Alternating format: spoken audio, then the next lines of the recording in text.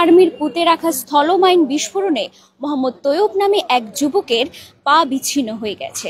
যুবকের বয়স ৩৫ বছর। তাকে স্থানীয়রা নাইক্ষুনছড়ি হাসপাতালে নিয়ে গেছে তৎক্ষণাৎ। কক্সবাজার সদর হাসপাতালে আনতে পারে বলে আমরা শুনেছি। তাকে নিয়ে আসা হবে কক্সবাজার সদর হাসপাতালে। আমি মুমতাহিনা মাহি আপনাদের সাথে আছি কক্সবাজার সদর হাসপাতাল থেকে। আজ সকাল 8:30টার দিকে জারুলিয়াছড়ি বিওপির সীমান্তবর্তী ৪৬-৪৭ নম্বর পিলারে শূন্যরেখায় মায়ানমারের অভ্যন্তরে এই ঘটনা ঘটে। আহত ব্যক্তি নাইক্ষুনছড়ি ইউনিয়নের কম্বোনিয়া এলাকায় ছাবির আহমদের ছেলে মোহাম্মদ তৈয়ব। তার বয়স ৩৫ বছর বলে জানা গেছে। স্থানীয়রা জানান, বাংলাদেশের পণ্যের পাচারের জন্য মিয়ানমার সীমান্তের ওপারে যান তিনি। ওপার থেকে গরু সহ বিভিন্ন পণ্য নিয়ে এপারে ফিরে আসার সময় জারুলিয়াছড়ি বিওপির দায়িত্বপূর্ণ ৪৬-৪৭ নম্বর সীমান্ত পিলারের শূন্য লাইন এলাকায় মায়ানমারে অভ্যন্তরে আরাকান আর্মির পুঁতে রাখা স্থল মাইন বিস্ফোরণ হয়। এটি প্রথমবার নয়, এর আগেও আমরা শুনতে পেয়েছি আরাকান আর্মির পুঁতে রাখা স্থল মাইনের কারণে ক্ষতবিক্ষত হয়ে গেছে এরকম মোহাম্মদ তৈয়বের মতো আরো অনেকেই। পরে স্থানীয়রা মোহাম্মদ তৈয়বকে উদ্ধার করে চিকিৎসার জন্য নাইক্ষুনছড়ি সদর হাসপাতালে নিয়ে যায়। বর্তমানে নাইক্ষুনছড়ি সদর হাসপাতালে আছে বলে আমরা জানতে পেরেছি। নাইক্ষুনছড়ি সদর হাসপাতাল থেকে তাকে কক্সবাজার সদর হাসপাতালে নিয়ে আসা হবে। সত্যতা নিশ্চিত করেছে, এই ঘটনাটির সত্যতা মূলত নিশ্চিত করেছে নাইক্ষুনছড়ি থানার ভারপ্রাপ্ত কর্মকর্তা ওসি মোহাম্মদ মাশরুল হক। তিনি বলেন, সীমান্তে এক যুবকের পা বিচ্ছিন্ন হয়েছে বলে তারা খবর পেয়েছেন। চিকিৎসার জন্য তাকে হাসপাতালে নেওয়া হয়েছে বলে তিনি জানেন। বিষয়টি নিয়ে তারা তদন্ত করে দেখবেন বলে জানিয়েছেন স্থানীয়দের। এই বিষয়ে নাইক্ষুনছড়ি নির্বাহী অফিসার ইউএনও মোহাম্মদ মাজহারুল ইসলাম চৌধুরী বলেছেন যে তিনি ঘটনাটি শুনেছেন এবং বিষয়টি খতিয়ে দেখবেন বলে জানিয়েছেন স্থানীয়দের।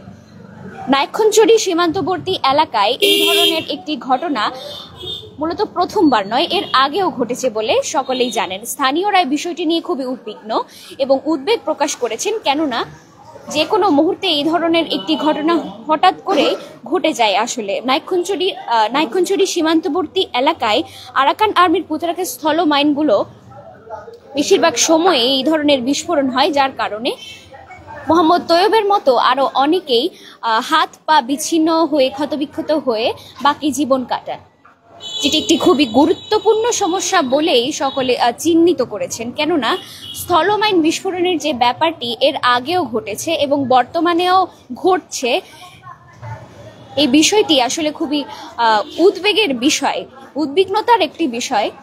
সকলকে এই বিষয়টি নিয়ে উদ্বেগ প্রকাশ করেছেন নাইক্ষুনছড়ি সীমান্তবর্তী এলাকায় যারা বসবাস করছেন স্থানীয়রা। তারা উদ্বেগ প্রকাশ করছেন আরাকান আর্মির পুঁতে রাখা স্থল মাইনগুলো স্থানীয়দের জন্য ক্ষতিকারক হয়ে যাচ্ছে দিনের পর দিন। কেননা যে কোনো মুহূর্তে এটি বিস্ফোরণ ঘটাচ্ছে এবং মোহাম্মদ তৈয়বের মতো আরো অনেকেই হাত পা বিচ্ছিন্ন সহ ক্ষতবিক্ষত হয়ে ফিরে আসছে। তারা বাণিজ্যিক কাজে কিংবা অন্যান্য যে কোনো কাজে, ব্যক্তিগত কাজে তারা সীমান্ত পার করে বিভিন্ন পণ্য নিয়ে আসেন এবং এটি তাদের অনেকটা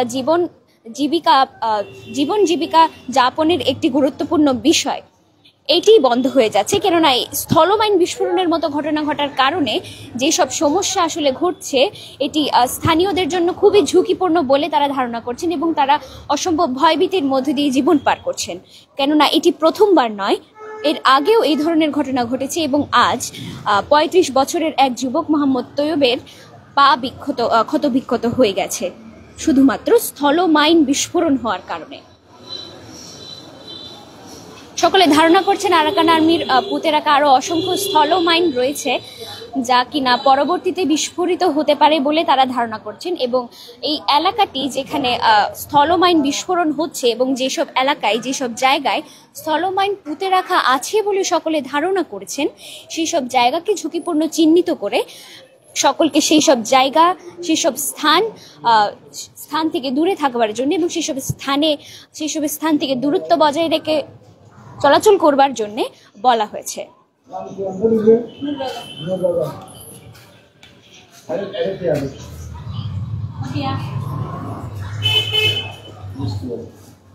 নাইক্ষুনছড়ি সীমান্তবর্তী এলাকায় মোহাম্মদ তৈয়ব নামে ৩৫ বছরের এক যুবকের ডান পায়ের হাঁটুর নিচের অংশ ক্ষতবিক্ষত হয়ে যায় আরাকান আর্মির পুঁতে স্থলমাইন বিস্ফোরণের কারণে। তিনি পণ্য নিতে মায়ানমারের সীমান্ত নাইক্ষুনছড়ি সীমান্ত পার করেছিলেন। পণ্য নিয়ে আসবার সময় এই ঘটনাটি ঘটে। মূলত আরাকান আর্মির পুঁতে স্থলমাইনগুলি একের পর এক বিস্ফোরিত হচ্ছে এবং ঝুঁকিপূর্ণ পরিস্থিতির সৃষ্টি করছে, যা কিনা স্থানীয়দের জন্য খুবই উদ্বেগের একটি বিষয় এবং তারা বিষয়টি নিয়ে অসম্ভব ঝুঁকিপূর্ণ অবস্থা অনুভব করছেন।